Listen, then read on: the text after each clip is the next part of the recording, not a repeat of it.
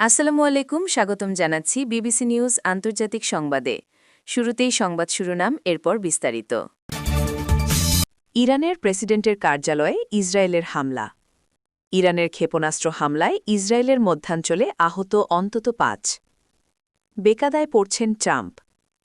খাদ্য রপ্তানি নিষিদ্ধ করল ইরান, ঝুঁকিতে কোন দেশ? দর্শক, এতক্ষণ শুনছিলেন সংবাদ শিরোনাম। এখন বিস্তারিত। আপনি যদি ইসরায়েলের ধ্বংস চান এবং মুসলিমদের পাশে থাকেন, তাহলে ভিডিওতে লাইক করে চ্যানেলটি অবশ্যই সাবস্ক্রাইব করে দিবেন এবং আপনার মূল্যবান মতামত অবশ্যই কমেন্টে লিখে জানিয়ে দিবেন। এখন বিস্তারিত। ইরানের প্রেসিডেন্টের কার্যালয়ে ইসরায়েলের হামলায় ইরানের সর্বোচ্চ নেতা আয়াতুল্লাহ আলী খামেনিকে হত্যার পর নতুন করে দেশটির প্রেসিডেন্ট মাসুদ পেজেকশিয়ানকে টার্গেট করেছে দখলদার ইসরায়েল। আজ মঙ্গলবার ৩ মার্চ তার কার্যালয়ে আক্রমণ করেছে উগ্র ইহুদিবাদী সেনারা। এর আগে গত ২৮ ফেব্রুয়ারি দখলদার ইসরায়েল ও যুক্তরাষ্ট্রের হামলায় নিহত হন খামেনি। তার সঙ্গে তার এক মেয়ে ও নাতনিও প্রাণ হারিয়েছেন। সেই হামলায় আহত হয়ে পরে ২ মার্চ চিকিৎসাধীন অবস্থায় মারা যান খামেনির স্ত্রী। ইসরায়েলের সেনাবাহিনী জানায় তাদের বিমানবাহিনী ইরানের রাজধানী তেহরানে প্রেসিডেন্টের দপ্তরে হামলা চালিয়েছে। মঙ্গলবার ৩ মার্চ টেলিগ্রামে এক বিবৃতিতে ইসরায়েলের প্রতিরক্ষা বাহিনী আইডিএফ বলেছে, ইরানের প্রেসিডেন্টের কার্যালয় এবং সুপ্রিম ন্যাশনাল সিকিউরিটি কাউন্সিল ভবনে দফায় দফায় বোমা ফেলা হয়েছে। বোমা আঘাত হেনেছে একটি সামরিক প্রশিক্ষণ প্রতিষ্ঠান এবং ইরানের শাসক গোষ্ঠীর আরেকটি গুরুত্বপূর্ণ কম্পাউন্ডে। খামেনিও এই কম্পাউন্ড ব্যবহার করেছিলেন। ইরানের ক্ষেপণাস্ত্রে হামলায় ইসরায়েলের মধ্যাঞ্চলে আহত অন্তত ৫ জন।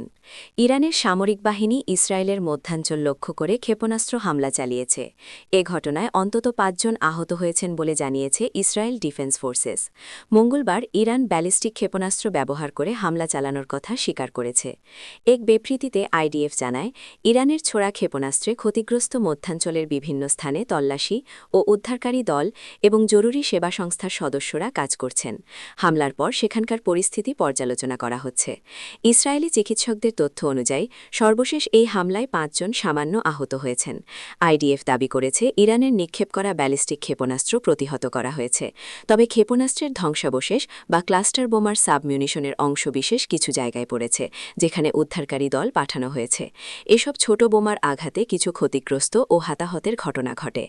ঘটনার প্রকৃতি ও ক্ষতিগ্রস্তের পরিমাণ নির্ধারণে তদন্ত চলছে বলে জানিয়েছে আইডিএফ। এদিকে ইসরায়েলি হোম ফ্রন্ট কমান্ড জানিয়েছে, যেসব এলাকায় সাইরেন বেজেছিল সেখানকার বাসিন্দারা আশ্রয়কেন্দ্র থেকে বের হতে পারবেন, তবে নিরাপত্তার স্বার্থে আশপাশেই অবস্থান করার পরামর্শ দেওয়া হয়েছে। বেকায়দায় পড়ছেন ট্রাম্প খলদা। ইসরায়েলের সঙ্গে যৌথভাবে ইরানে হামলা চালিয়ে খোশ মেজাজে থাকতে পারছেন না মার্কিন প্রেসিডেন্ট ডোনাল্ড ট্রাম্প। একের পর এক আসছে দুঃসংবাদ। কখনো পাচ্ছেন নিজের সৈন্যদের মৃত্যু, আবার কখনো পান যুদ্ধবিমান হারানোর খবর। নতুন করে তার সেনাবাহিনীর ক্ষেপণাস্ত্রের ভাণ্ডার ফুরিয়ে আসছে বলে খবর ছড়িয়ে পড়েছে। বিষয়টি নিয়ে উদ্বেগ উৎকণ্ঠার মধ্যে মার্কিন প্রেসিডেন্টের জন্য আরেক আসন্ন বিপদের কথা জানিয়েছেন ট্রাম্পের সাবেক নিরাপত্তা উপদেষ্টা জন বোল্টন। সাবেক মার্কিন কর্মকর্তা বোল্টন ট্রাম্পকে দেশের স্বার্থে এই যুদ্ধের যৌক্তিকতা তুলে ধরার আহ্বান জানিয়েছেন। ট্রাম্পের সাবেক নিরাপত্তা উপদেষ্টা ও জাতিসংঘে নিযুক্ত সাবেক রাষ্ট্রদূত বোল্টন বলেছেন, এই যুদ্ধ কেন মার্কিন জনগণের স্বার্থে, ট্রাম্পকে অবশ্যই তার জোরালোভাবে উপস্থাপন করতে হবে। খাদ্য রপ্তানি নিষিদ্ধ করল ইরান, ঝুঁকিতে কোন দেশ? দখলদার ইসরায়েল ও যুক্তরাষ্ট্র যৌথভাবে ইরান আক্রমণ করার পর সংঘাত ছড়িয়ে পড়েছে পুরো মধ্যপ্রাচ্যে।